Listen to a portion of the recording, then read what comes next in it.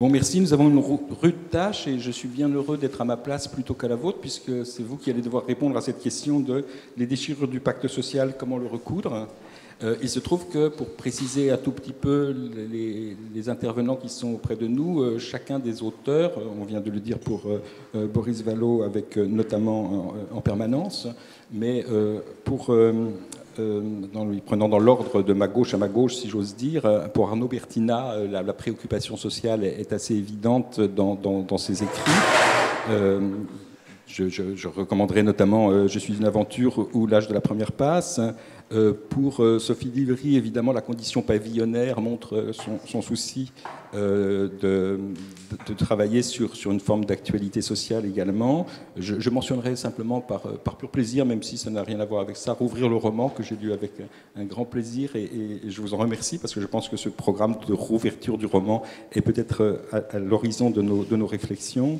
Et pour ce qui concerne Aurélien Delceau, à la fois dans son activité théâtrale et dans son activité romanesque, il est évident que la question de pouvoir faire un requiem pour la classe moyenne, par exemple, ou bien ce que vous avez fait ensemble, je crois, hein, c'est-à-dire cette question de la question de rouvrir le roman avec cette question de pouvoir, avec le roman, rendre compte d'une époque monstrueuse, me paraît être évidemment au cœur de nos préoccupations. Mais on va peut-être commencer par une toute première question, parce que hier il y a eu une table ronde sur la question de littérature et politique qui mentionnait notamment les politiques qui écrivaient des livres, et il n'y avait pas de politique. Or nous avons ici un politique qui écrit des livres, donc pour se ragripper d'abord à la préoccupation d'hier, que fait au fond un président de groupe et un député lorsqu'il écrit en permanence et qu'il souhaite rendre compte peut-être de cette aventure sociale qu'est la rencontre qui se fait dans la permanence d'un député? Bon, d'abord, vous remercier pour votre invitation, et c'est toujours très, très émouvant d'être ici, dans les traces exigeantes de François Mitterrand, sur un thème qui ne lui aurait pas déplu et où sans doute il nous aurait impressionné par l'étendue de sa culture et cette mixité très réussie, cette rencontre très réussie entre politique et littérature qu'il incarne parfaitement. Peut-être que la première curiosité, pour un homme politique, c'est d'écrire un livre à l'heure des réseaux sociaux, à l'heure où finalement l'immédiateté de la réaction est une commande perpétuelle, où il n'y a rien de plus vieux que le journal de la veille, je crois que c'était une formule de François Mitterrand d'ailleurs, et où l'éphémère, au fond, a plus de place que ce qui peut durer. Alors moi, j'ai écrit un livre, c'est très immodeste, dont j'avais l'ambition qu'il soit un peu de la littérature du réel. C'est une galerie de portraits d'hommes et de femmes que j'ai reçus dans ma permanence, des portraits sensibles, qui disent leur vie difficile, leur vie parfois invivable, qui essayent de traduire en mots ce qu'ils sont, ce qu'ils m'ont livré de moi, dans une permanence qui très vite se transforme en confessionnal, où on me dit tout. J'ai droit aux certificats médicaux, j'ai droit aux confessions qu'on réserve théoriquement à un prêtre, mais c'est vrai qu'il y a aussi le secret de la confession dans une permanence d'élus, et on y dit tout parce que c'est important, la compréhension de la vie et des difficultés, souvent très enchevêtrées, de celles et de ceux qui viennent taper à votre porte, en général pour vous demander du secours. Et j'ai écrit ce livre en essayant de répondre à une question, la politique parlant souvent d'elle-même, à une question que se posent nos électeurs, c'est que savent-ils de nos vies? Et avec le soupçon permanent d'une distance incommensurable, et c'est souvent vrai, de leur vie à la nôtre. On dit qu'on est chacune et chacun à 5 poignées de main du président de la République, mais la conviction de tous, c'est que le président de la République, lui, est à des milliards de poignées de main de n'importe quelle des Françaises et des Français. Et c'est dans ce livre, j'essaie précisément de réduire cette distance et dans la restitution de ces vies, que j'espère ne pas trahir, mais celles et ceux qui y figurent ont lu leurs portraits et m'en ont plutôt remercié, donc c'était déjà une satisfaction, mais j'essaye de dire que la politique peut écouter sans juger, et souvent la politique est surchargée en morale. Et quand la politique fait la morale, elle participe de cet affaiblissement du tissu social et de l'approfondissement de cette fracture entre les représentés et leurs représentants. Donc voilà ce que j'ai essayé de dire modestement dans un petit livre. Pour ça, j'ai un peu honte de parler sous sous votre écoute, parce que c'est un exercice qui ne m'est pas familier, qui est un peu une souffrance quand même. Voilà. Merci beaucoup. On est déjà peut-être au cœur d'une des questions. Petit livre, on entend évidemment le souci de modestie au regard des auteurs qui sont à côté de vous. Mais si la littérature n'est pas un effort hostile seulement, s'il y a autre chose qui se joue dans la littérature, comment est-ce qu'on peut justement envisager le dialogue, même s'il paraît surprenant, décalé, mais je crois que c'est ce décalage qui peut être intéressant, entre une littérature du réel, ce que vous avez appelé une littérature du réel, au bord, au fond du reportage, de l'inscription de ce qui vous a été dit, et ce que fait avec le travail social l'espace bien davantage de la fiction, qui est celui que vous traversez vous. Est-ce qu'il y a un point de rencontre, ou est-ce qu'il y a vraiment là deux choses radicalement différentes? Je pose la question à l'un de vous trois, saisissez-vous du micro comme vous le souhaitez. Bon, c'est Arnaud. Bonjour. Non, il y a peut-être des points de rencontre. Parce que peut-être que la plus mauvaise littérature, c'est celle qui veut à tout prix faire de la littérature. Et que peut-être on peut imaginer que certains chefs-d'œuvre en littérature ou dans les autres formes de création artistique ont été faits dans l'ignorance du geste que l'artiste était en train de faire. Et que donc c'est pas bien écrire, le but, ça peut pas être ça, parce que bien écrire, ça devient tout de suite un espèce de singe savant qui justement utilise toutes les possibilités du langage de manière un peu hystérique. Bien écrire, ça peut être au contraire ne pas s'écouter écrire, ne pas se voir en train d'écrire et être obnubilé par autre chose. Donc par exemple, ça peut être la sincérité de la restitution de la parole de quelqu'un. Pourquoi ? Parce que cette sincérité-là, elle va dire une chose qui moi, m'importe beaucoup dans l'écriture littéraire, c'est partir du principe qu'il y a de l'intelligence absolument partout et qu'il faut arriver à rejoindre cette intelligence-là. Tout à l'heure, dans le débat sur la poésie que tu avais, il me semble que tu touchais un petit peu du doigt la même idée quand tu disais qu'un élève au fond de la classe qui met le bazar dans cette classe, qui n'écoute pas son prof, etc., il peut avoir à un moment donc, quelque chose d'agaçant et quelque chose d'émouvant. Et en fait, moi, il me semble que dans les témoignages qu'on peut recueillir, ça va être toujours ce même effort-là, c'est-à-dire d'aller à l'intelligence de la personne. Et un texte qui ne serait pas obligatoirement très bien écrit dans les normes académiques, mais qui par contre arriverait à toucher du doigt ce moment hyper émouvant de l'intelligence de la personne, et ben pour moi ça peut tout à fait devenir un très grand texte. Il peut y avoir des textes qui sont très malhabiles, mais pour autant quelque chose de brûlant a été touché. Et donc, moi, dans l'idée que je me fais de la littérature, à ce moment-là, voilà, il y a quelque chose qui prend feu, et j'appelle ça littérature. Le moment où ça prend feu, pour moi, c'est de la littérature. Est-ce que vous voulez compléter ? Moi, je crois à la fiction très fort. Donc, c'est vrai que je me méfie un peu de cette mode de la littérature du réel, de la non-fiction, qui, je trouve que le journalisme phagocyte un peu de ce point de vue-là la littérature aujourd'hui. Or, il me semble que le roman fictionnel a quelque chose à apporter que les non-fictions, que la littérature du réel ne peut pas dire. Un journaliste va dire ce qu'il voit de façon objective. Le romancier qui écrit de la fiction va pouvoir dire aussi ce qu'il sent. Ce qui ne va pas être dit par l'interlocuteur. On va pouvoir inventer une figure qui rassemble beaucoup d'aspects de plein de vies différentes, condenser quelque chose. Il me semble que on perd quelque chose à se retrancher de cette sensation de l'époque, en fait. Il me semble que si on fait un tableau simplement clinique de ce qui se passe, si on prend simplement une photographie de ce qui se passe, on ne voit pas vraiment ce qui se passe. On ne voit pas tout ce qui déjà va nous arriver. Bon, pour donner un exemple concret de mon travail, j'ai écrit un roman qui s'appelle Sanglier en 2017 et qui racontait la montée du fascisme dans nos campagnes. Parce que je le voyais. Parce que je voyais très fort. Et ce roman, spoiler, il se termine par une tuerie raciste, qui heureusement n'est pas encore arrivée en France telle que je la raconte. Mais Ça y est, je veux dire, les crimes racistes sont là, se multiplient. Quand le roman est sorti en 2017, on m'est tombé dessus en disant que c'était trop noir, que j'avais exagéré, mais non, c'était là déjà. C'était là déjà. Et je pense qu'aucun journaliste à l'époque ne pouvait le décrire.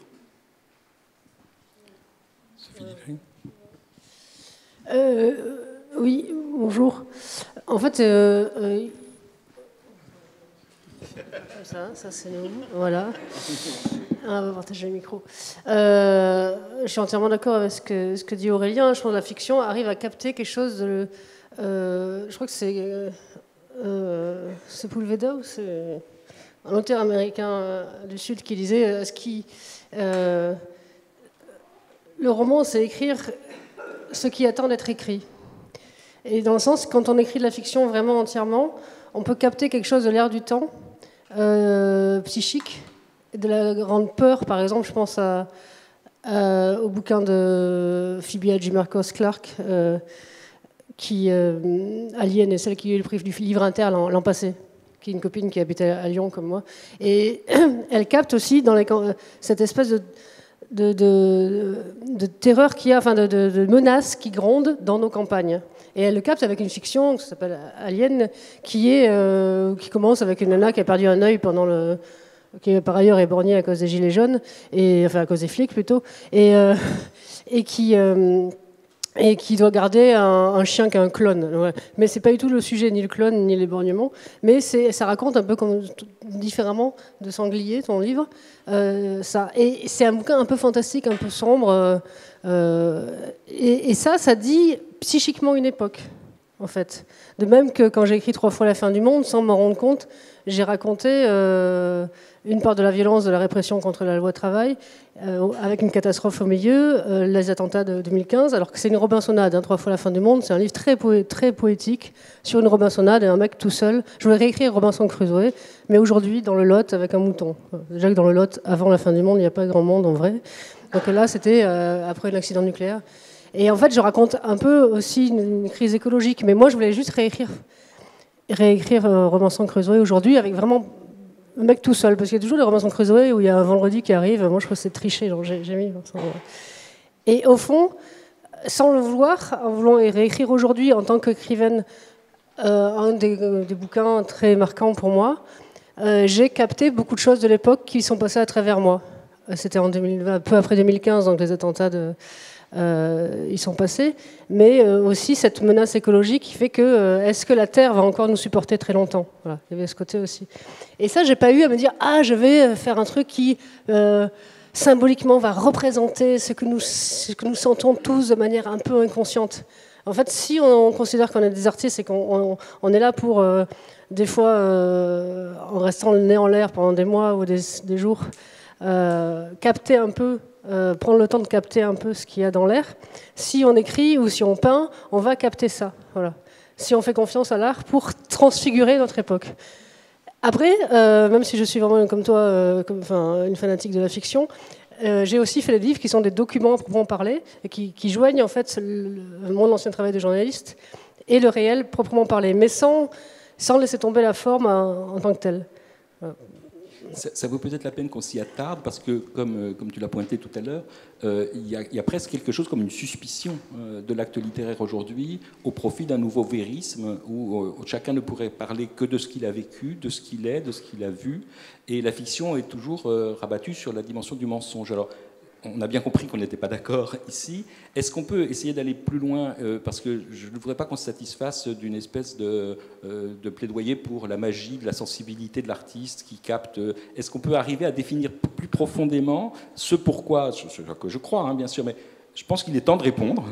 Pourquoi est-ce que, en effet, ce n'est pas la même chose, même si c'est très intéressant de faire du très bon reportage, c'est excellent même parfois, mais que le reportage et l'acte littéraire ne sont pas tout à fait les mêmes et que la fiction permet justement peut-être ce que vous essayez de pointer par cette idée de saisir l'air du temps. Est-ce qu'on est traversé par quelque chose de non prémédité? Comment ça marche, quoi? Pourquoi est-ce que la fiction a ce pouvoir de révélation peut-être supplémentaire? Est-ce qu'on peut arriver à le former puisqu'elle est mise en accusation? Parce qu'elle vise la sensibilité du lecteur. Un journaliste ou quelqu'un qui fait de la littérature réelle, il va pas va pas chercher forcément je sais pas, à apitoyer, c'est pas le bon mot, mais il va pas chercher l'émotion. Or, le travail de l'art, c'est quand même d'aller bouleverser nos cœurs, d'aller secouer nos âmes. Donc, on n'est pas du tout seulement dans l'intellect. On n'est pas seulement dans le message à transmettre. Et ça, à mon avis, ça change tout. Et puis, d'aller chercher aussi ce qui ne se voit pas, ceux qui ne se voient pas, celles qui ne se voient pas. Mon premier roman, c'était Madame Diogène. C'est l'histoire d'une vieille femme dans son appartement atteinte par le syndrome de Diogène. Ce sont des gens qu'on ne voit pas, que les voisins finissent par détecter à cause de l'odeur pestilentielle de leur appartement, parfois de leur maison, de leur jardin.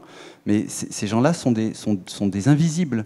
Et ceux qui vont... Enfin, voilà, l'artiste, il a ce rôle-là aussi d'aller montrer ce qui ne se voit pas. Il y a pas de cas, vous trouverez pas de reportage photo. Alors il y a eu après, ça c'était en 2014. Depuis, c'est devenu un peu une mode journalistique. Il y a eu pas mal de reportages, mais au moment où je le fais, non.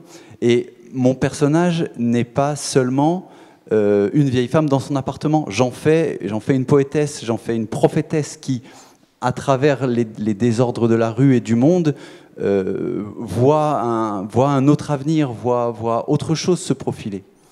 Donc j'entends bien l'idée de ne pas dire que l'artiste est seulement une espèce de mage.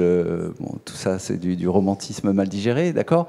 Mais il ne faut pas avoir peur non plus des sentiments et de la sensibilité. Je trouve qu'on est dans une époque... Les gens... On est une espèce animale qui a besoin de fiction.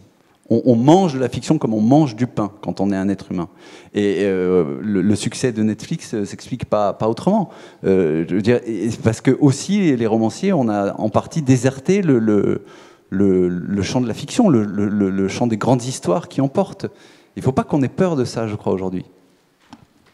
C'est une question quand même assez lourde, hein, Olivier, de défendre la fiction là tout de suite.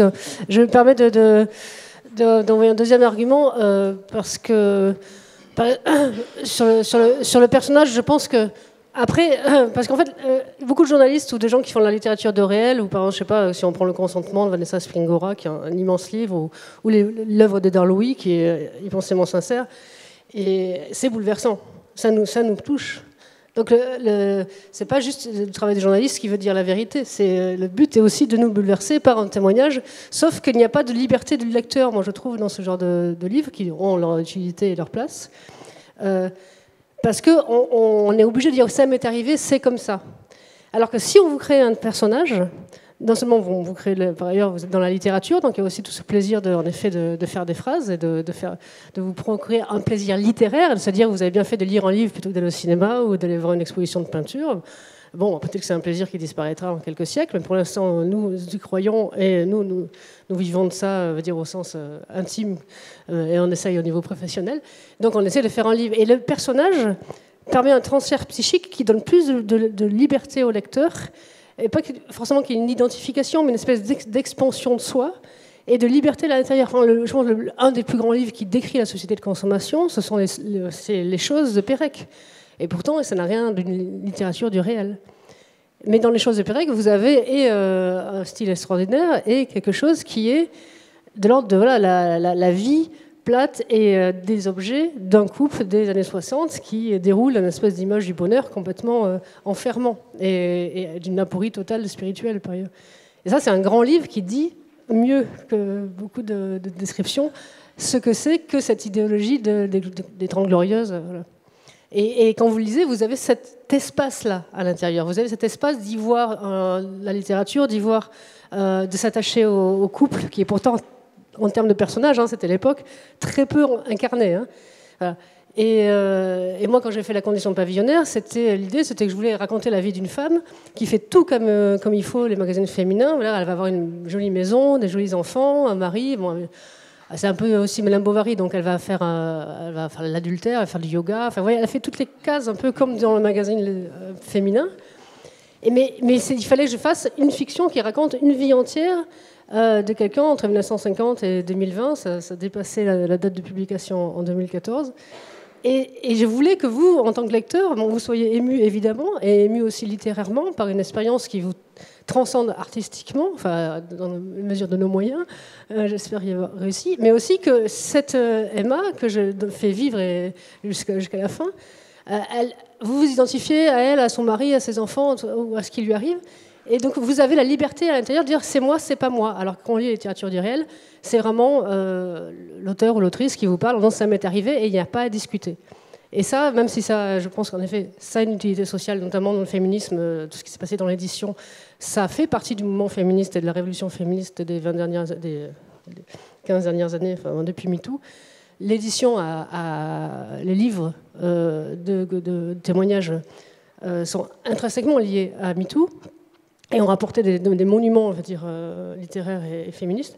Mais la fiction vient d'avant et continuera après et dira les choses en vous laissant plus de liberté à d'autres moments historiques. Voilà. Merci d'avoir bien voulu affronter cette question brutalement, mais là encore, c'est parce que je pense qu'il est nécessaire de la défendre, enfin de défendre cet espace contre une espèce de réduction.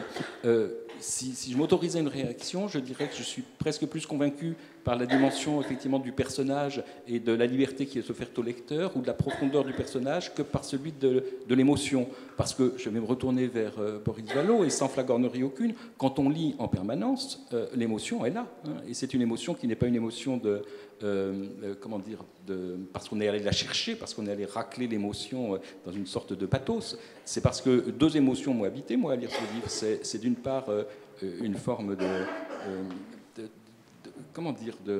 j'allais dire d'attendrissement, oui, enfin quand même une émotion qui est quand même de l'ordre du pathétique devant ce qui vous est raconté, et puis une colère, parce que la mosaïque qui est ainsi construite conduit à cela. Donc je crois que l'émotion ne suffit pas. Enfin, je ne sais pas si, j'imagine que vous n'avez pas voulu émouvoir, mais que la restitution de la réalité de certaines vies peut être tout aussi émouvante, mais pas de la même manière. Et je crois que c'est pour ça que je pense à ce deuxième argument qui est la profondeur d'un personnage en nous et puis la latitude qui nous est donnée à ne pas être confronté à justement la brutalisation qui est pour le lecteur aussi quand même, voilà, c'est là, c'est ça, et presque le sentiment de légère culpabilité qu'on peut avoir devant, je trouve, la littérature du témoignage, qui nous met parfois en situation de malaise parce que justement on n'a pas la latitude de la fiction. Mais allons-y sur l'émotion peut-être. Oui, c'était la réaction que je voulais avoir. Les œuvres non fictionnelles ne sont pas dénuées d'émotion, où la vérité n'est pas sans émotion. Et au contraire, je trouve qu'il y a en tout cas moi ce que j'ai essayé de rapporter, une densité humaine qui nourrit le propos. Et moi, évidemment, j'écris comme responsable politique, en me posant la question de ce que représenter veut dire, et avec l'exigence non seulement de dire ce que je vois, mais de voir ce que je vois. Et c'est pas toujours évident de le faire. Et quand je dis qu'il y a de l'émotion, il y a de l'émotion pour ceux dont j'ai fait les portraits, auxquels j'ai fait lire, et qui me remercient en me disant « j'ai pleuré ». Et franchement, la larme, pour moi, est le mode de validation de ce que j'ai écrit. Ça veut dire que je n'ai pas trahi. Certains me disent, ça c'est notamment le mari d'une des dames dont je raconte la vie, qui est une aide-soignante dans un EHPAD, qui adore son métier, qui le fait très bien, qui est extraordinairement généreuse d'elle-même et qui n'arrive plus à le faire parce que ses bras la trahissent et que par ailleurs les EHPAD manquent de bras. Et quand je fais son portrait, je lui dis, parce qu'elle est très identifiable, elle me dit « mais pourquoi moi je ne suis pas intéressante ?» Cette phrase-là, elle est politique. Pourquoi moi je ne suis pas intéressante? Ça résume au fond très bien le sentiment qu'ont les électeurs vis-à-vis de la façon dont on les regarde, et notamment ceux qui les représentent. Et son mari, quand il le lit, il me dit « c'est tellement elle, comment tu as fait ?» Alors, comme je remplis les formulaires CERFA à ma permanence, je raboche les couples aussi, puisqu'il prolonge en se tournant vers sa femme. Ils étaient en instance de séparation en lui disant « on est en train de faire une énorme connerie, t'es la femme de ma vie ». Donc ils sont toujours ensemble. Je veux dire, comme quoi il y a un peu d'émotion, même un peu de pathos, c'est vrai. Voilà. Donc ce que je veux dire, c'est que je suis absolument convaincu de la liberté qu'offre la fiction et au fond d'une forme d'intuition, mais qui finit, vous en avez dit quelque chose, finalement par anticipation, le réel, annonce le réel parfois dans ce que vous pouvez décrire dans Sanglier tel que vous l'évoquez. Mais moi, l'effort que je fais, c'est de partager une émotion, partager une commune humanité, donner à lire des portraits qui sont des vies singulières, mais qui sont des vies universelles. Et quand il y a des gens qui me disent « c'est marrant, j'avais l'impression qu'on parlait de moi », je me dis que cette rencontre, elle est aussi politiquement importante. Voilà. Et on ne poursuit pas forcément le même objet. J'ai vu qu'Arnaud avait pris le micro, donc il veut parler. Autant je suis d'accord avec votre défense de la fiction ou votre éloge de la fiction, autant je ne suis pas d'accord avec la façon que vous avez de présenter les littératures du réel. Il me semble que quand on rencontre quelqu'un, que ce soit dans une permanence électorale ou dans le cadre d'un travail littéraire, plus on va donner de temps à cette personne, plus on va lui donner de considération, plus cette personne va devenir complètement autre chose. Et elle va gagner la consistance, le mystère d'un personnage des grands romans.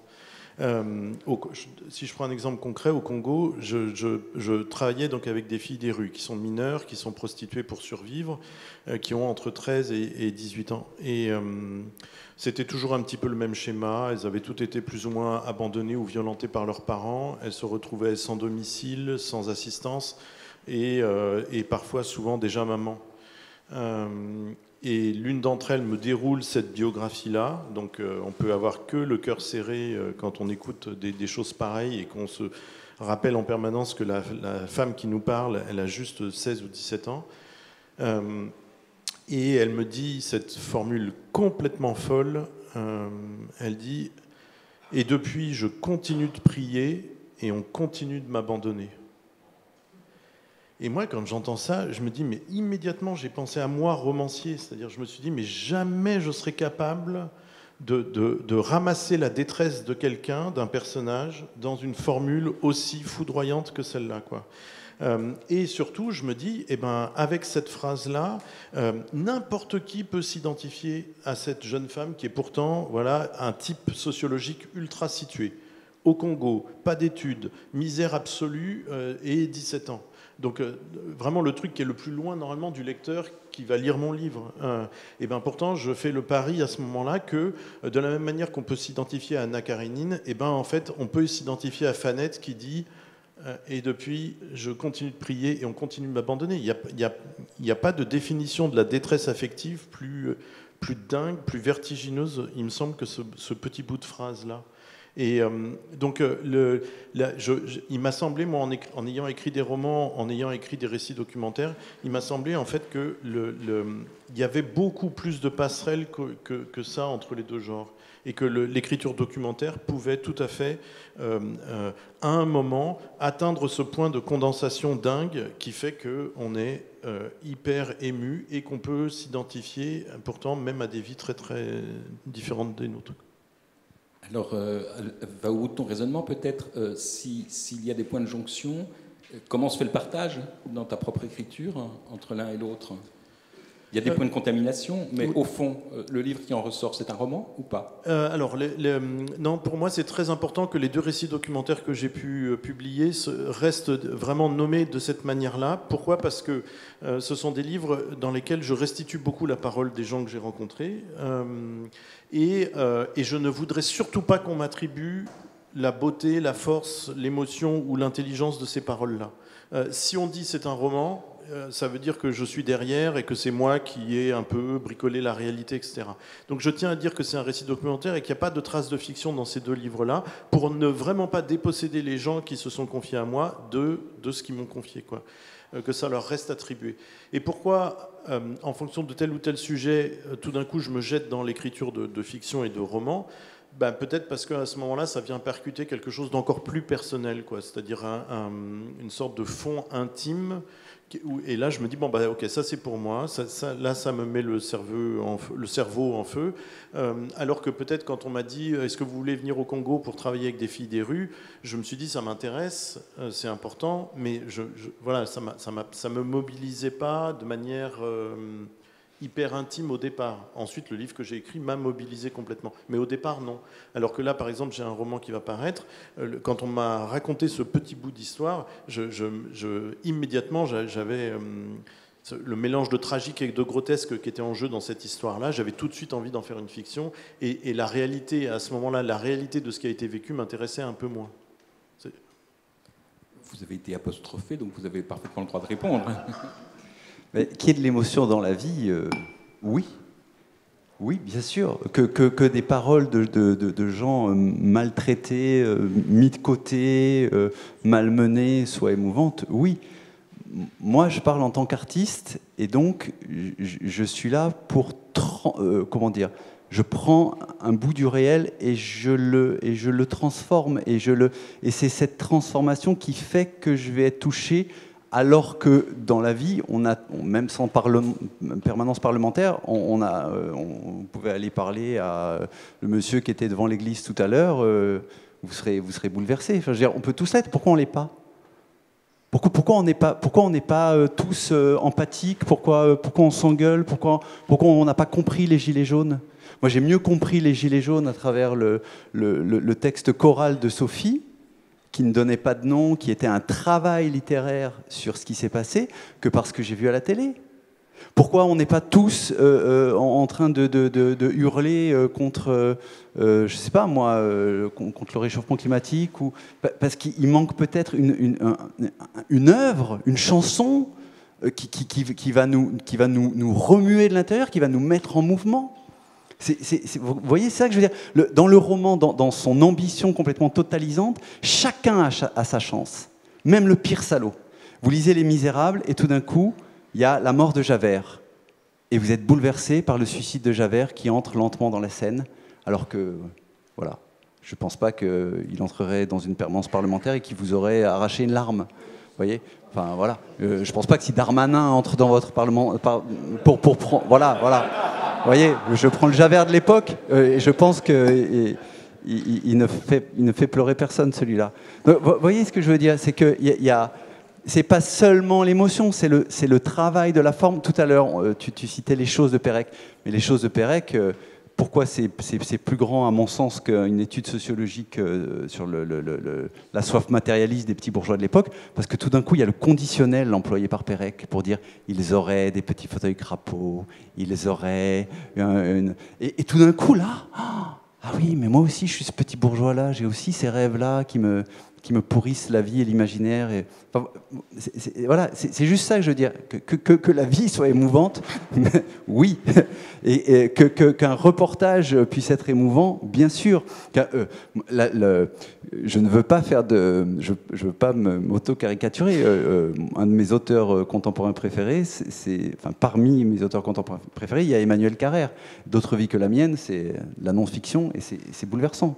Voilà, je ne veux pas dire qu'il n'y a pas d'émotion dans la non-fiction, mais ce travail de la forme crée, alors je ne sais pas comment il faut appeler ça, une autre émotion, quelque chose qui va vous remuer différemment. Oui, c'est bien comme ça. Là, à ma gauche, on a la fiction, là, à ma droite, on a... Là, non, mais il faut pas lâcher ça. On est bien d'accord parce que là, on a tous... voilà, tu as fait des livres de documentaires et de la fiction, et moi aussi. Et on essaye juste de dire des mots ce soir. Et alors, on a tendance à rabattre là, depuis quelques minutes, la fiction sur la littérature. Mais en fait... La littérature n'est pas que de la fiction, et en effet, les livres dont tu parles, en fait, ce qui rassemble ce genre d'émotions, de textes, de sensations de lecture, c'est que ça fait littérature.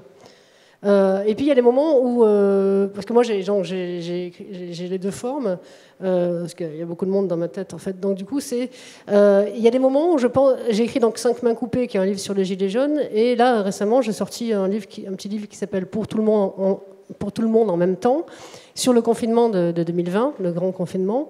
Et les deux sont des livres de non-fiction, mais qui essayent, par une forme littéraire, de capter quelque chose de ce qui s'est passé et qui m'a semblé assez traumatisant, sur différentes échelles. Parce que, je vais en parler rapidement, mais sur les Gilets jaunes, c'était parce qu'on avait des gamins donc, qui se faisaient arracher la main par une grenade explosive, de désencerclement. Ouais. C'était... Et moi, j'étais pris comme beaucoup d'entre nous, on était pris dans cette actualité qui nous débordait tous les samedis et tout. Et il y avait des gens qui se faisaient arracher la main alors qu'ils étaient venus manifester pour l'augmentation du SMIC. Et je me suis dit, là, c'est pas possible, il faut s'arrêter et considérer ça. Et la littérature peut dire, moi, je freine, je regarde à la loupe quelque chose qui, sinon, passe extrêmement vite. Parce qu'un samedi, il y avait un Fenwick qui rentrait dans le ministre de l'Agriculture, un autre, on insultait Finkielkraut, un autre... Au contraire, il y avait plus de flics dans Paris que de gilets jaunes. Et donc, je suis allée voir ces 5 garçons dans toute la France et j'ai fait un travail très journalistique à la base. C'est leur demander est-ce qu'on peut parler de votre mutilation. Ils m'ont, avec une grille d'entretien. Moi, j'ai fait l'école de journalisme de Lille, donc je suis extrêmement... je défends un peu ce travail de journaliste, comme et qui doit être défendu aujourd'hui, malgré toutes les compromissions qu'ils ont eues, comme un savoir-faire, exactement comme un menuisier. Donc il y a se prendre rendez-vous, faire une grille de questions, retranscrire, et j'ai renvoyé après, quand ils m'ont raconté leur accident, enfin et puis après les rééducations, est-ce que c'est que de vivre avec une seule main juste parce qu'on est allé manifester en France pour l'augmentation du SMIC face à la violence policière, et le déni total dans lequel ils reçoivent. Hein. Et, là, il y aura un procès en septembre, mais on sait très bien que la justice n'est pas en capacité de condamner la police. Et donc du coup, après j'ai fait relire ces 15 pages à chacun, et pour qu'ils soient exactement, en effet, qu'ils se reconnaissent et qu'ils ne se sentent pas trahis. Et j'avais le temps que les journalistes n'ont pas. Et après, avec ces 5 textes-là, j'ai fait un montage kaléidoscopique où le premier paragraphe s'appelle « Je m'appelle Gabriel, j'ai 22 ans, je m'appelle Ayane, j'ai 45 ans, je m'appelle Sébastien, j'ai 25 ans, c'était à Bordeaux, c'était à Paris ». Toutes les phrases s'enchaînent sans qu'on reconnaisse personne, mais ça fait un portrait cubiste des Gilets jaunes. Et c'est du théâtre en vrai. On ne met jamais théâtre sur un bouquin, sinon l'éditeur il a une descente d'organes. Mais ça a été quand même monté au théâtre à Lyon. Mais en fait, c'est moi, je l'ai reçu comme parole et je l'ai monté comme un chœur avec des solos. Parce qu'à un moment, il y a la mère d'un des garçons, le plus jeune, là, qui parle. Et j'ai senti, moi, que sur les Gilets jaunes, et d'ailleurs, ce que j'ai pu lire m'a confirmé, que ce n'était pas le temps de faire de la fiction. On ne pouvait pas faire de la fiction tellement on ne comprenait pas ce qui nous arrivait. Par contre, on peut faire de la fiction métaphorique. Voilà, pour revenir, la fiction, elle, si elle va se emparer de ça, comme des menaces, des choses qui grondent, des manifestations qui passent dans les livres. Quoi qu'il y a assez peu d'élections et manifestations dans les livres, c'est pas évident à mettre dans des romans. Mais les Gilets jaunes nous ont fait faire quelque chose psychologiquement, mais pour parler vraiment concrètement, on ne peut pas faire un récit, il arrive à manifester, puis il y a ça. Enfin, David Dufresne l'a fait, c'était très mauvais, il faut dire ce qui est. Voilà. Et pareil pour le confinement, les rares fictions que j'ai lues sur le confinement, mais c'est chiant comme la mort, parce qu'en fait, on n'a pas envie de revivre ça, déjà, dans la fiction. Et ensuite, le principe du confinement, c'était l'arrêt du temps. Or, si je fais un récit, le temps est à nouveau linéaire. C'est ça qu'on aime quand même, en général, quand on lit un roman, c'est qu'est-ce qui va se passer après. Or, le confinement, c'était 2 mois où on ne savait plus quel jour on était, ça n'avait plus aucune importance. Et donc, moi, j'ai essayé de faire quelque chose où je mets un bout de mon journal très restreint, parce que c'est un peu chiant qu'un journal du confinement, qui raconte ce que je fais moi dans 30 mètres carrés à Lyon, avec des coupés par des discours politiques constants, politiques et médiatiques et administratifs, qui nous passaient à travers la tête en permanence, parce qu'on n'était plus dans notre intimité était perclue par le politique. Et après, je suis allée voir 10 de mes amis et je leur ai dit, toi, tu as vécu comment ton confinement ? Et par ailleurs, tu te rappelles qu'on avait fait cette balade ensemble, je t'avais envoyé un masque, tu m'avais envoyé un bouquin, choses comme ça. Et donc j'ai un confinement, 10 confinements. Et ça dit un peu, ça a essayé de sauver aussi 5 ans après, parce que j'ai fait et en plus, quand je fais ces interviews auprès de mes amis, qui donnent ça un portrait de tout ce qu'on a oublié, tout ce qui s'est passé et comment ça nous a bouleversés, arrive la dissolution de l'Assemblée nationale. Et du coup, le temps perclue aussi le livre. Mais parce que sinon, moi, je préfère faire de la fiction. Mais là, c'est sur des sujets que je trouvais importants pour notre époque et que je ne peux pas m'abstraire de mon époque. Des fois, j'ai besoin de faire des formes sur ce qui se passe dans notre époque. Mais je sens que là, c'est pas le temps de la fiction parce qu'il n'y a pas le temps de la digestion. Il y a cette blague de peut-on rire de tout oui, mais pas avec n'importe qui. Mais j'entendais un autre humoriste qui disait peut-on rire de tout ? Il disait oui, il suffit d'attendre. Et c'est un peu pareil sur la fiction. Je pense qu'on peut faire des fictions avec tout, mais il y a des moments où il faut attendre. Et là, du coup, on aura quelque chose qui va ressortir et qui sera l'ambiance psychique de ces catastrophes, de ces manifestations, de cette violence policière qui s'est abattue sur nous depuis la loi travail, mais en particulier sur les Gilets jaunes, mais avant, et qui dit quelque chose, et qui quand même, sans vouloir faire l'antenne ou le mage, quand même, si on croit que, si on va voir des expos de peinture, si on lit des livres, on croit quand même qu'il y a, peut-être que les artistes peuvent capter un peu quelque chose. Pas du tout de manière antidémocratique. Moi, je pense que les artistes, s'ils captent, s'ils bougent, s'ils se cultivent, s'ils travaillent et s'ils sont sensibles. Donc, on éduque à la sensibilité. Mais c'est quand même ça qui dans le deuxième... Ouais, c'est pour ça que je pense qu'il y a 2 couches, quand même, et temporelles et formelles. Mais tout ça fait littérature. Merci, je crois que grâce à vous, même si je vous ai réveillé un peu brutalement avec la question la plus dure au début de notre entretien, il me semble qu'on a quand même quelques éléments de réponse qui sont donnés. Et ce qui me frappe le plus, peut-être, à vous entendre, c'est qu'il s'agisse de fiction ou de non-fiction, parce que peu importe, au fond, fondamentalement, on les a opposés pour pouvoir mieux les distinguer. Mais ce qui me frappe le plus, c'est cette autorisation, et là, je crois qu'il faut qu'on le dise assez fort aussi, cette autorisation et même cette légitimité qu'il y a à essayer de mettre en forme la parole de l'autre pour qu'elle soit audible, ce qui me semble une responsabilité de l'écrivain, et qui est elle-même déniée par par la littérature dite du pur réel ou du pur témoignage, où on en vient à remettre en cause le fait qu'on pourrait parler pour un autre, qui serait une usurpation de la parole. Et je crois qu'autour de cela, là, il y a une réponse assez ferme qui a été faite. Et vous avez un peu devancé une des questions que je voulais vous poser, qui était qu'on n'a pas tous la chance ou la malchance d'avoir une permanence, et donc de recevoir de façon impromptue et sans doute toujours surprenante le témoignage et la parole. Donc vous avez un peu répondu en parlant et l'un et l'autre du travail de documentation, parfois même du travail journalistique. Enfin, on sait que chez Zola c'était le carnet d'enquête. Enfin, il y a un travail peut-être d'appropriation, parce que l'une des questions qu'on peut se poser, qui donnerait presque raison à ce que je viens de retirer, c'est-à-dire cette interdiction, on aurait de parler à la place d'un autre, c'est-à-dire sans laquelle il n'y a plus de littérature ni même de langage possible, je crois, mais qui en vient à ça, dans certaines positions extrêmes sur la littérature du réel, c'est comment on fait quand même pour rassembler cette parole de l'autre, pour la recueillir, pour la voir. Moi, il m'arrive de me dire de temps en temps que dans la place que j'occupe dans la société, j'aurais très peur, mais je pense que vous y répondez par le travail d'enquête, mais je ne suis pas sûr que... Est-ce que tu peux en parler aussi, puisque deux en ont parlé? Je n'aurais pas envie d'être le bourgeois qui, dans son sofa, ému par je ne sais quelle manifestation qu'il a vue de loin parce qu'il n'était pas libre ce jour-là, viendrait larmoyer sur quelque chose qu'il n'a pas vu et vécu. Et donc, comment on fait pour être en permanence, quoi, quand on est auteur? Vous avez un peu répondu, je crois. En revanche, Aurélien, pas. Ben, on quitte Paris et on habite dans un village de 600 habitants, entouré d'électeurs du Front National, qui sont par vos voisins, vos amis, vos cousins. Enfin, il y a aussi, c'est une grande question pour moi aussi, ça, qui m'est d'abord venue d'ailleurs avec le rapport à la nature. Je trouvais que les romans français étaient complètement dépourvus on n'y voyait plus les saisons, on n'y voyait pas d'arbres, on n'y voyait pas d'animaux, on y voit rarement d'enfants même parfois. Et je me suis... J'ai regardé la sociologie des écrivains, j'ai vu que la majorité des écrivains français habitant Paris, alors les choses ont changent un peu, mais voilà, ma légitimité, moi, je la tire de là, de mon enfance à la campagne, et du fait que j'y suis retourné, et que c'est un choix, et que j'assume. Je suis intermittent du spectacle, je gagne 1 200 € par mois, payé par Pôle emploi, quand c'est pas mes cachets. Enfin voilà, de ce point de vue-là, si vous voulez, j'ai l'impression que ce que je vois autour de moi, ce que j'ai vu quand j'étais 10 ans professeur, c'est avec cette expérience-là et ce que j'ai vu de mes élèves que j'ai écrit pour Lucky. J'ai pas ce problème-là. Alors après, il y a des choses que je m'interdirais peut-être d'inventer quand même, enfin, dans les problématiques actuelles de comment on dit, c'est pas de captation culturelle, d'appropriation culturelle. Voilà. Je pense que il y a une vraie question là qui peut se poser là. Pour Lucky, c'est des ados. Et là encore, il s'agit de donner la parole en recréant tout ce que j'ai pu entendre ou pas entendre. Parce que tout à l'heure, le mot que tu as cité de cette femme, il est superbe, il est magnifique. Et c'est superbe que tu puisses le transmettre, le faire passer sans lui voler.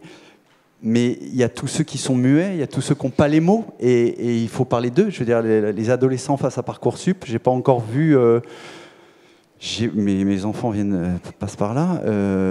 C'est une horreur.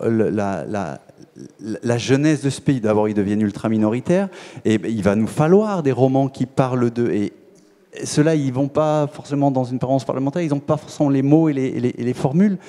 Et là encore, donc je suis parti de plein de souvenirs, mais que j'ai retransformés. Je m'éloigne complètement de la question ou pas trop, non. Non, mais voilà, sur la légitimité, en tout cas, je trouve que c'est une vraie question, parce que effectivement, quelqu'un qui habiterait, je sais pas moi, le 17e arrondissement de Paris et qui se mettrait à... J'ai lu des romans sur le monde rural. Pourquoi j'écris Sanglier? Parce que je ne retrouvais rien de la campagne d'aujourd'hui dans la littérature française. Rien qui corresponde aux mutations puissantes que je voyais. C'est-à-dire que je voyais les lotissements, je voyais ce mélange entre des vieux ruraux, des néo-ruraux, et puis des gens qui venaient juste parce qu'ils voulaient un petit carré de pelouse à tondre, mais qu'on ne voit pas participer aux fêtes du village, qui arrivent, qui votent RN, qui veulent surtout parler à personne, qui ne veulent pas être dérangés. Et voilà, et les Gilets jaunes sont arrivés après, mais j'ai pas des pouvoirs de mage. mais parce que je racontais ce que je voyais en le transformant, en poussant un peu le curseur, et voilà, il me semble que ça racontait quelque chose que les journalistes à ce moment-là ne pouvaient pas voir. C'est touchant, parce que c'est toujours le cas. C'est souvent qu'on écrit un livre parce qu'on ne le trouve pas dans la bibliothèque. C'est des pulsions qu'on a tous eues en tant qu'écrivain sur tous les sujets. Il n'y a pas ce livre-là, donc c'est moi qui vais l'écrire. C'est fort de ça qu'on arrive à écrire pendant 2 ans un livre qui manque à personne avant qu'il existe, quoi. Emmanuel Carrère, dont tu citais tout à l'heure D'autres vies que la mienne, est le grand bourgeois que tu viens de dire. Alors, il n'est pas dans le 17e arrondissement, mais il n'y a pas plus grand bourgeois parisien que lui. Et pourtant, il s'est intéressé au travail de 2 petits juges à Vienne qui s'occupaient de choses vraiment très arides. Donc en fait, la question, elle est pas là, et il faut laisser le spectre ouvert jusqu'à penser qu'un grand bourgeois du 16e va être capable de faire un grand livre sur... Ouais, en fait, c'est du travail, et c'est la question qui a été aussi soulevée par vous deux tout à l'heure. Il y a une personne qui avait posé cette question-là, la question de l'attention. Et en fait, l'attention, ça peut, dans certains cas, sortir de notre carcan social qui nous définit tous les uns les autres en fonction de nos habitudes, etc.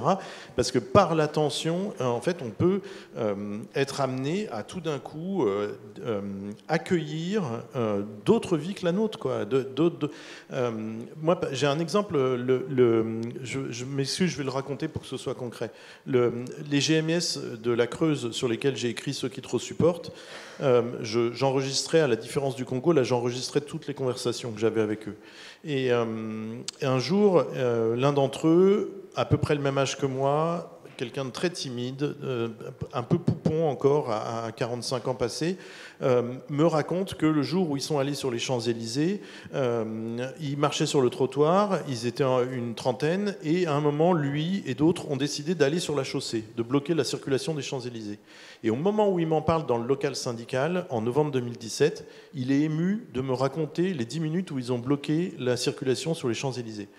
Pendant presque 3 ans, à chaque fois que je vais réécouter ce passage-là, je vais me faire la même réflexion, un peu avec un peu pas de mépris, hein, mais de supériorité. Je vais me dire, bon, c'est quand même pas grand-chose d'avoir bloqué la circulation sur les Champs-Élysées. Il y a des lascars en goguette qui le font tous les samedis. Et au bout de 3 ans, j'ai fini par en avoir marre de ma propre réaction, et par me dire, non mais prenons le truc en sens inverse. Pourquoi est-ce que cet homme est ému d'avoir fait ça ? Et alors vraiment, ça a été une révolution copernicienne dans ma tête. Tout d'un coup, j'ai entendu ce qu'il me disait, j'ai entendu ce que me disait son émotion, j'ai entendu tout le poids qui pesait sur lui depuis qu'il était né, grosso modo, depuis qu'il avait commencé un parcours scolaire et qu'il avait toujours cherché à être exemplaire avec ses moyens à lui, et que là, pour une fois, il s'autorisait à faire quelque chose qui n'était pas autorisé. Et que pour lui, c'était se débarrasser d'une chape de plomb, de sac de ciment qu'il avait sur les épaules depuis le début. Et donc là, tout d'un coup, je ne le jugeais plus par rapport à moi et par rapport à ce que je m'autorise à faire dans la vie, mais bien par rapport à lui, qu'est-ce que ça produisait chez lui. Et je pense que le travail de l'attention, et vous l'avez dit tout à l'heure, le travail de l'attention, c'est peut-être ce qui définit aussi la littérature ou la création artistique en général. C'est être attentif à toutes les formes de vie qui sont autour de nous, les prendre tout au sérieux, n'y mettre jamais ni morale ni condescendance, les accueillir, et nous, dans le travail d'écriture, faire tout le chemin pour les rejoindre, pour rejoindre l'intelligence ou la beauté qui s'exprime dans ces formes de vie-là. Et voilà.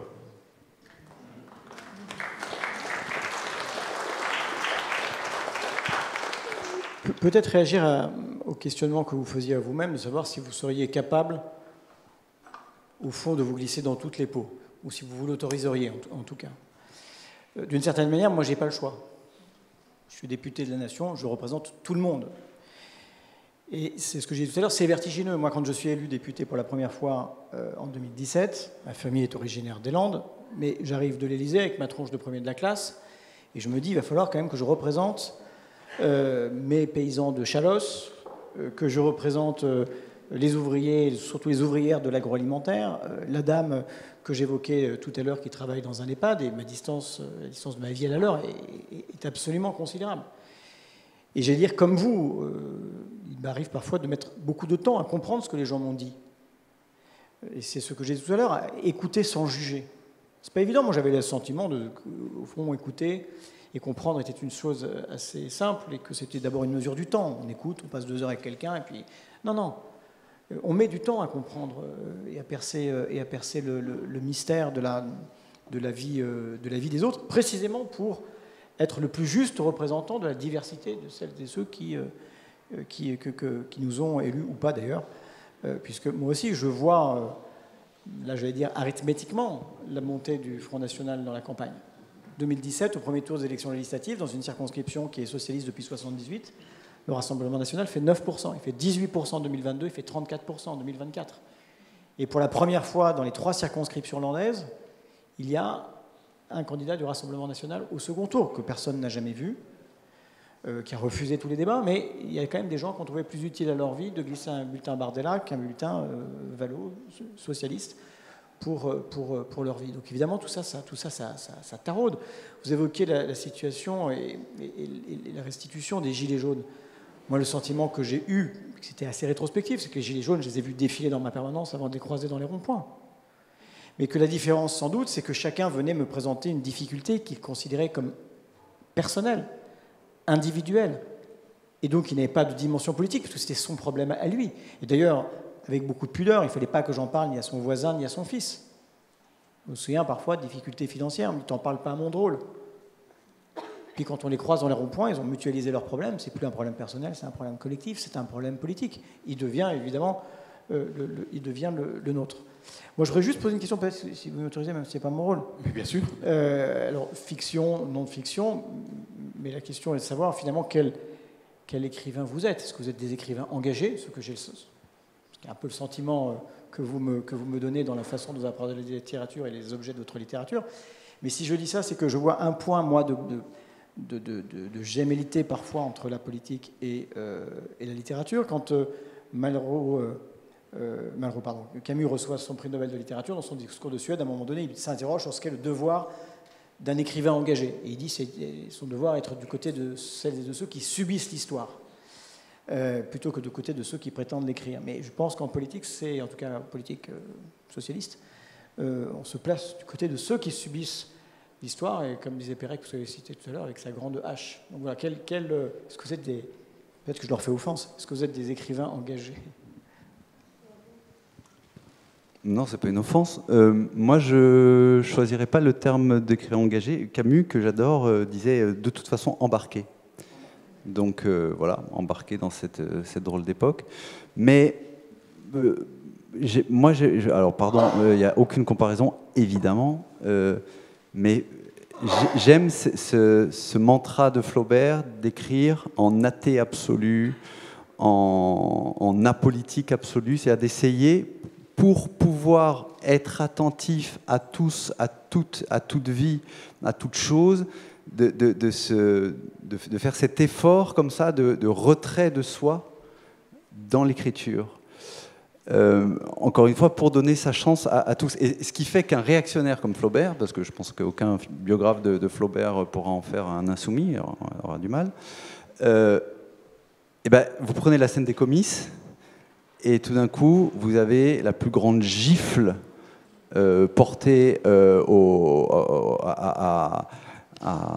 la Restauration et à la droite, avec tout d'un coup cette description de cette pauvre vieille à qui on remet pour une vie de servitude une médaille.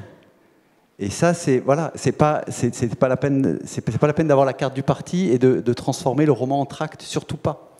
Au contraire, c'est justement en le déprenant de tout parti pris qu'on peut arriver à faire entendre que le réel est scandaleux, que le réel est insupportable et qu'il nous faut une porte de sortie. Alors, je ne veux pas rentrer dans la métaphysique de la littérature, mais comment aussi on cherche, c'est peut-être ça que je cherchais bien maladroitement à dire au début, comment on cherche aussi à travers la fiction, alors peut-être pas une émotion, mais en fait une sortie de secours, quoi, aussi. Oui, enfin, je crois que c'est Jacques Brel qui disait que dès qu'on ne se regarde plus le nombril, on est considéré comme un artiste engagé. Donc après, oui, en plus, moi j'ai une passée d'activiste militant. Je me suis présenté aux élections sur un programme de décroissance. Donc, la politique de toute façon me perclue. L'époque me traverse et je ne peux pas rester dans ma tour d'ivoire. Voilà, ça fait pas. Mais du coup, je suis engagée dans la littérature aussi fortement que dans l'époque, dans le siècle. Mais je suis aussi extrêmement engagée dans la littérature. C'est écrivain engagé. Il y a deux termes. C'est-à-dire que c'est aussi, je considère que l'écriture et le roman est une forme pour aujourd'hui. Or, on pourrait parce qu'en fait, on ne se pose pas la question, mais les formes artistiques sont des formes qui sont liées à notre humanité et qui peuvent très bien passer. De même que certaines institutions sociales disparaissent. Et au fond, l'opérette a disparu, on n'en est pas moins humain. Donc le roman pourrait disparaître. Et moi, je considère que le roman est pertinent pour notre temps, pour notre esprit, pour notre humanité, pour grandir en humanité, et pour l'art de la phrase et de la littérature. Et c'est aussi un engagement très fort, et c'est pour ça qu'avec Aurélien, on avait en effet dit il faut de la fiction pour que l'art du roman continue l'art de la fiction et qu'il ne soit pas rabattu uniquement sur la bande dessinée aussi, mais sur en effet les fictions télévisuelles qui sont en effet extrêmement efficaces et par la puissance de l'écran beaucoup plus captatrices. Et pour le reste, je ne sais pas si on peut vraiment se mettre en retrait de soi. Je pense que moi, si j'écris des romans, l'autre fois dans Fantastique sur l'amour, j'ai mis un personnage catholique et j'ai hésité parce que moi je suis catholique, mais j'avais jamais mis un personnage catholique dans des fictions parce que dire à l'époque on m'a dit attention c'est clivant à tout ça, mais puis je me suis dit mais en même temps ça allait très bien avec le personnage parce qu'il fallait le tirer vers le haut parce qu'il était très dépressif, donc ça équilibrait un petit peu. Et en même temps j'ai dit mais merde, en fait moi je suis catholique, si les gens ils veulent pas lire des bouquins où il y a quelque chose qui quand même une espèce d'espoir humaniste à la fin, un truc comme ça. Eh ben, ils ont qu'à lire du Houellebecq ou des trucs dépressifs entièrement. Enfin, et nous, en tant que tel, on a exprimé aussi ce qu'on est. Et d'ailleurs, je pense que le risque, ce serait de dire on est tous un espèce d'universalisme blanc, neutre, et on peut tout dire, on peut tout entendre. Non, en fait, ce qui est vachement intéressant aujourd'hui, avec ces débats sur l'appropriation culturelle, c'est qu'on s'aperçoit qu'on avait des œillères. Et que, moi, quand je lis Simenon, ça me tombe des mains, parce que les femmes sont traitées de manière complètement périphérique. C'est de la maman ou la putain, ou des choses comme ça. Bon, après, c'est plutôt les femmes qui écrivent des livres, et tout le monde achète Houellebecq, je ne comprends pas. Mais après, ce qui est intéressant dans ces débats-là, c'est qu'on s'aperçoit qu'on n'a pas été sensible à certains êtres vivants, et peut-être sur les animaux domestiques, dans 100 ans, on lira les bouquins en disant mais comment ils traitent les chiens et les chats comme ça, ou la nature, ou les enfants. Y a pas, même être un bébé dans un roman, c'est un vrai acte. Et ça, c'est intéressant, parce que moi, je suis hyper intéressée par tout ce qui me bouscule et qui m'oblige à me dire « Ah, mais en fait, tu croyais que ça, c'était ça, mais en fait, tu es dans un tout petit coin et tu n'as pas vu tout le reste. » Voilà. Donc, il faut quand même rester, s'exprimer ce qu'on est. Ça, c'est hyper important, parce que je pense que les lecteurs, ils veulent lire du Sophie Divry, ou ils veulent rencontrer du Aurélien Delceau, ils veulent savoir quel est votre... ils veulent avoir le contact avec... Dans un bouquin, il y a un être humain dedans, quoi. Donc on ne va pas se cacher. Et en même temps, il faut faire très attention à ce que, voilà, c'est pas parce qu'on est, nous, êtres humains ici, qu'on peut tout capter. Et comme tu l'as dit très bien, Arnaud, c'était très touchant, en effet. Ça prend du temps, des fois, de se rendre compte qu'en fait, on a été aveugle à cette personne, alors que descendre du trottoir pour aller sur la chaussée, c'est symboliquement un acte de fou, quoi. Enfin...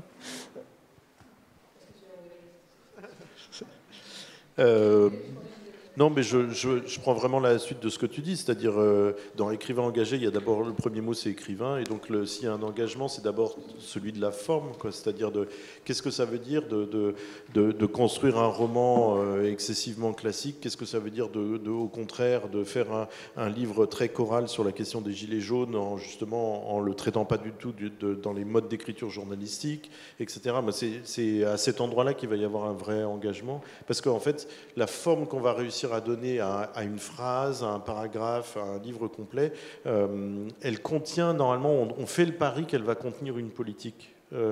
Que si je fais des paragraphes qui sont tout le temps tourbillonnants, c'est-à-dire je commence sur un thème et puis en fait on s'en rend pas compte, mais au fil du paragraphe j'en ai agrégé d'autres, et ben ça veut dire que j'accepte déjà l'idée de forme de chaos, de forme de désordre, et ben ça débouche sur une politique de manière évidente, alors que si au contraire je suis dans un mode d'écriture beaucoup plus classique et contenu, où je cherche à tout prix à mettre le réel au pas et en bon ordre, et ben c'est une autre politique. Donc je pense que si on veut exprimer quelque chose de très personnel, c'est d'abord en étant hyper attentif aux formes qui nous séduisent, et ensuite ce sera facile d'en déduire une politique.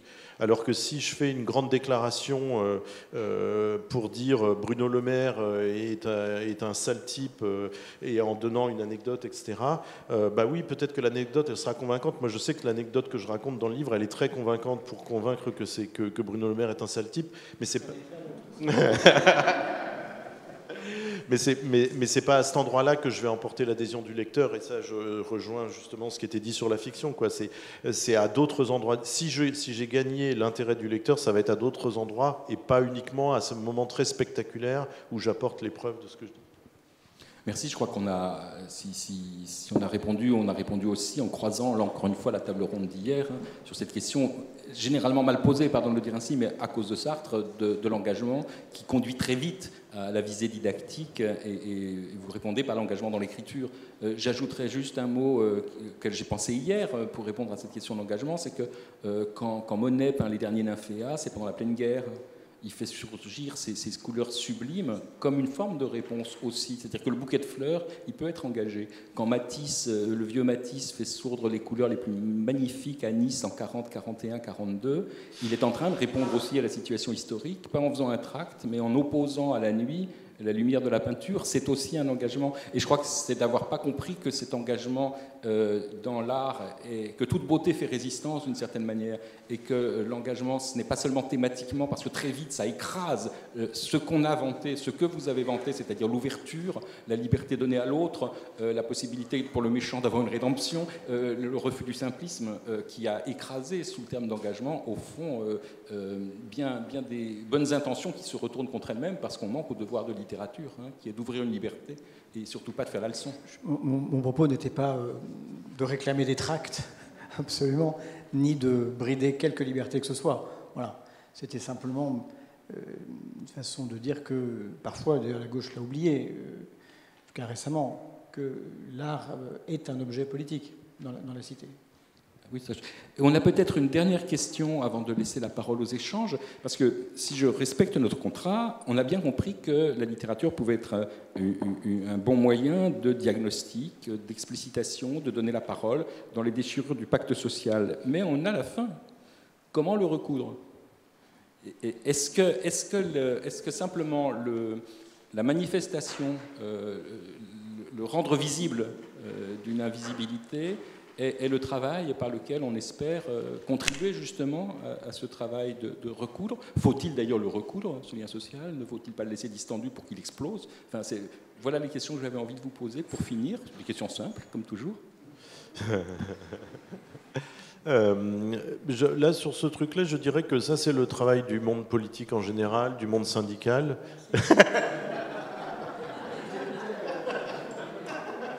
Oui, mais vous répondrez avant qu'on donne la parole. On fait la boucle, hein, on finira par Boris Vallaud comme on a commencé par lui. Et je ne sais pas, je vais dire un truc, je ne sais pas si mes camarades y partageraient l'idée de près ou de loin, mais je pense que la création artistique, elle est à un autre endroit, elle n'est pas du tout à cet endroit-là, et qu'elle est plus... pour moi, dans ce qui me motive, c'est plus une puissance de désordre, c'est plus une puissance de chaos plutôt que, au contraire, le moment où on va essayer de faire que tout le monde réussisse à nouveau à vivre ensemble. C'est-à-dire que quand on essaye de faire ça, inévitablement, en tout cas dans un livre ou dans un tableau, un film, un clip, on va déboucher sur des images sulpiciennes où tout le monde est beau, tout est tendre et tout est... Alors que je crois que la littérature, encore une fois, elle cherche quelque chose, des points où ça brûle, et que souvent la vie sociale met toujours trop bon ordre aux choses, et qu'il me semble, moi, que la création artistique, elle est là au contraire pour faire de la place à des formes plus sauvages, à des choses moins faciles à résumer, moins faciles à comprendre, des choses plus dérangeantes, plus étranges, quoi. Je vois des acquiescements, donc la littérature du côté de la question, mais pas de la réponse. Moi, je souscris complètement à ce que tu as dit, je ne pourrais pas le dire mieux. Et je pense à Romeo Castellucci, le dramaturge, qui disait que l'art n'est pas là pour apporter des réponses, mais pour rajouter des questions. Oui, moi je pensais à Ponge et à qui, pendant la Seconde Guerre mondiale, écrit ses petits poèmes. Le parti pris des choses, merci. Et des amis s'interrogent, disent mais c'est le moment de poser des bombes, qu'est-ce que tu fais là? Et il dit moi je fais des bombes à retardement. Parce qu'il estime que ces poèmes, le poème crée de la conscience de soi, la conscience des choses, ça nous subjectivise, ça nous autonomise, ça nous fait prendre conscience de notre singularité, ça nous fait découvrir nous-mêmes. Et je pense que le roman c'est un peu la même chose. Toute œuvre d'art a cette capacité comme ça donc ça met du temps, donc on ne va pas recoudre tout de suite, mais déjà ça recoudre. Et puis la deuxième chose qui est peut-être plus évidente, c'est de raconter une histoire commune. Finalement, un roman, c'est quand même quelque chose qui va faire que, je sais pas, je pense qu'on a tous eu déjà cette sensation on est dans une fête où on connaît pas grand monde, on est à la même table d'inconnus, puis on se met à parler d'un film, et on a vu le même, ou d'un livre, on a lu le même, et tout d'un coup, il y a une fraternité qui se crée avec quelque chose, avec quelqu'un que vous ne connaissez absolument pas, mais tout d'un coup, vous avez ça en commun. Et au fond, je dis pas qu'il faut écrire un nouveau roman national, parce qu'on a vu à quel point le roman national qu'on nous a vendu à l'école avait beaucoup d'œillères, justement, sur la colonisation, sur des tas de choses. Je ne dis pas qu'il faut reproduire ça, mais en tout cas, produire des histoires communes, c'est déjà, c'est déjà créer du commun, en fait. C'est déjà créer du commun. Ça poserait peut-être la question du lectorat. Qui nous lit? Est-ce que l'histoire commune... Boris Vallaud, vous savez que vous avez été lu par les gens que vous avez interviewés. Je suppose que quand vous faites une enquête et que vous leur renvoyez, au moins ceux-là vous lisent. Mais au fond, les Gilets jaunes ont-ils lu le livre sur eux? Ou est-ce que c'est Oui, bien sûr. Gabriel, Sébastien, Ayane, tout ça, ils ont lu. Ils m'ont tous fait un retour positif. Et ils sont venus à la représentation théâtrale quand ça a été... ceux qui ont pu sont venus, ils étaient bouleversés. Oui, tout à fait. Non, moi c'est l'inverse, les GMIS. On a fait le lancement dans une librairie à la Souterraine et donc ils sont venus très nombreux, ils étaient genre une cinquantaine. C'était un moment très très joyeux et il y en a plusieurs d'entre eux qui ont acheté plusieurs exemplaires du livre pour offrir à toute la famille. Donc il fallait dédicacer à Tata Michel, etc., aux cousins. Et je reviens une semaine plus tard à la Souterraine et puis un de ceux qui en avait acheté 5 ou 6 me fait signe de l'autre côté du parking, il me dit oh, je l'ai toujours pas lu ton bouquin hein. Et en fait ça m'a beaucoup fait rire parce que ça voulait dire la complicité, mais ça voulait dire aussi que c'était son histoire et qu'il n'avait pas besoin de la lire. En fait, il n'avait pas besoin de vérifier ce que j'avais fait et il n'avait pas besoin même d'avoir mon point de vue, disons, sur sa propre histoire. Donc clairement, moi je le faisais en grande amitié avec eux, mais c'était pas pour eux, c'était évidemment pour que, au contraire, l'histoire elle circule dans d'autres cercles, quoi. Et alors, Boris Vallaud, comment le recoudre? Alors d'abord, est-ce que j'ai été lu? Vous savez, quand on fait un livre et qu'on est un homme politique, on espère déjà être lu par quelques journalistes qui vont faire un petit papier, et puis après le reste, c'est les livres qu'on offre. Donc voilà. Donc ça rend assez modeste. Non, comment recoudre? Effectivement, à travers la question qui on lit, c'est la rencontre entre le fil et l'aiguille. Moi, je trouve qu'il y a une chose qui marche très bien et que j'aime beaucoup, que je fais parce que je suis aussi président de l'Université populaire des Landes, c'est des lectures. Parce que les lectures, c'est d'abord un moment d'attention, c'est un moment d'attention partagée, et je trouve que ça marche très très bien. Et j'ai souvent, en parallèle, l'habitude de dire que probablement qu'un des plus grands actes de politique culturelle de ces dernières années, ça consiste à avoir mis des pianos dans les gares. La gare du Nord, il y a des gens qui vont à la City, qui s'arrêtent, qui écoutent. Il y en a d'autres qui vont prendre leur train de grande banlieue, qui s'arrêtent, qui écoutent. Il y a celui qui a appris au conservatoire, qui tape quelques notes, celui qui l'a appris dans un tuto sur TikTok, qui y essaye aussi. Et c'est des moments de rencontre. Et vous savez, moi, le sentiment que j'ai en faisant de la politique, c'est qu'on vit quand même beaucoup les uns à côté des autres. Et que on a besoin de retrouver, de réinvestir par la culture les espaces publics, ces lieux de rencontre qui appartiennent à tous, qui du coup n'appartiennent à personne en particulier. Et c'est dans la rencontre, dans cette espèce de commune humanité qu'on éprouve, parfois avec de la rugosité, mais qu'on arrive à recoudre. Moi, je sens que le pays, il est sur un fil. Je le dis parce que ce n'est pas des salopards, nos voisins qui votent Le Pen. Hein. Enfin, je crois que vous l'avez dit, c'est nos copains, c'est nos voisins, c'est nos familles parfois. Ce n'est pas des salopards, donc ce n'est pas irrémédiable. Mais le pays est sur un fil.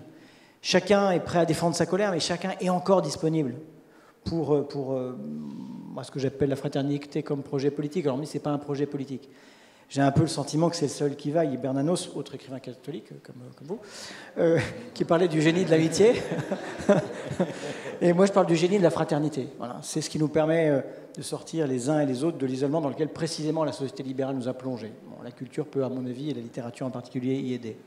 Merci beaucoup de finir sur cette question qui a été touchée par Sophie, qui est la question aussi des rapports entre l'écrit et l'oral. Il y a sans doute dans l'oralisation et dans le passage par l'oral un moyen de partager de la lecture davantage, et même pour le roman et pour la poésie, c'est une évidence. Pour conclure et pour vous laisser la parole, je suis très touché aussi de la mention de Flaubert, parce qu'il me semble qu'il croise tout ce qu'on a essayé de dire, puisque dans la page que tu mentionnais tout à l'heure, il y a à la fois une critique du langage, c'est l'absurdité du discours des comices, et ça finit par effectivement, de ce réactionnaire Flaubert, la plus belle phrase qui soit, ainsi se donnait devant ces bourgeoises épanouies ce demi-siècle de servitude. Merci à tous.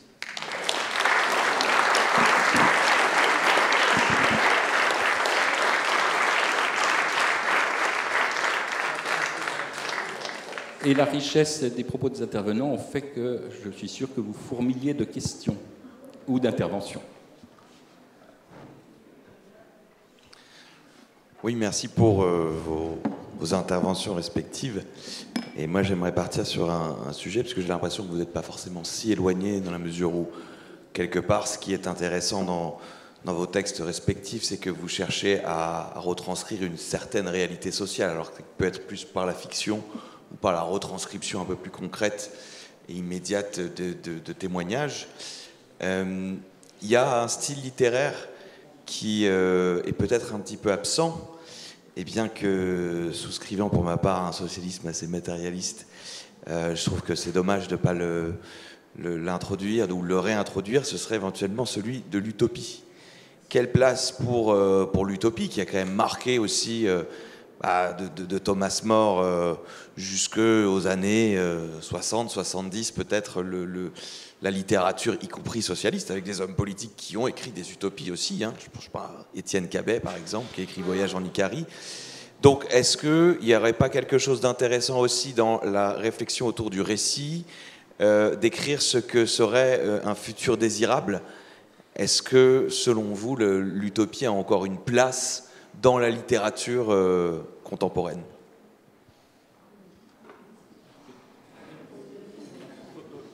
Olivier, on peut peut-être prendre encore 2 questions. Qui veut prendre? Si, allez.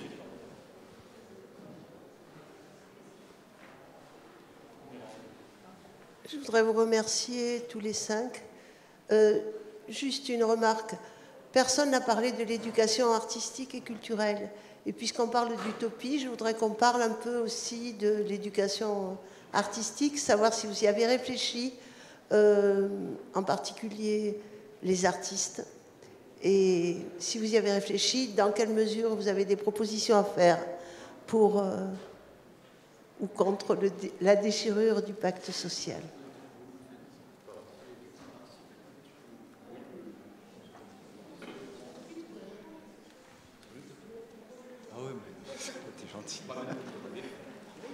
Non, mais sur l'utopie, pour moi c'est un genre que je trouve très, très difficile, parce qu'en fait, honnêtement, c'est chiant de raconter un monde parfait. Enfin, il se passe généralement rien. Ouais, mais alors moi, pour moi, il y a une utopie réussie en littérature, c'est Le Voyage dans la Lune de Cyrano de Bergerac. Parce qu'il y a des choses, il y a de la fantaisie, voilà. On n'est pas seulement dans... ça dit ce que ça pourrait être, mais avec son homosexualité qui, je pense, du coup, il fait des propositions forcément qui à l'époque, en tout cas, sont surprenantes, étonnantes. L'époque était plus à la dystopie. Enfin, il y a beaucoup de récits de catastrophes, voilà.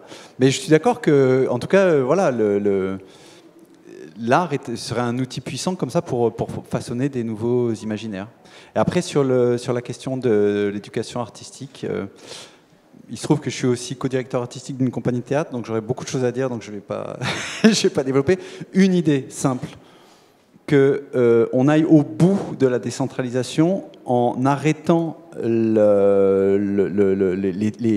comment dire, les résidences d'artistes qui viennent de métropole et qui viennent passer 2 mois dans nos campagnes et qui s'en vont. Il se trouve que dans nos campagnes, et je ne dis pas seulement parce que j'en suis un, mais il y a des artistes, il y a des troupes dans des tout petits villages, dans des toutes petites communes. Et pourquoi pas donner les moyens à ces troupes-là qui sont ancrées, qui vivent là, qui sont réellement en résidence. J'y vis. Je ne viens pas juste en touriste passer 3 mois pour saupoudrer les gens de culture, saupoudrer les pecnos de Racine et de Corneille et rentrer chez moi. Je suis avec eux. Et voilà. Et d'ailleurs, je suis en train d'écrire un texte un peu utopique, théâtralement, qui s'appellerait 2081. Mais au théâtre, c'est pas pareil. La scène est déjà un lieu d'utopie, en fait, je trouve.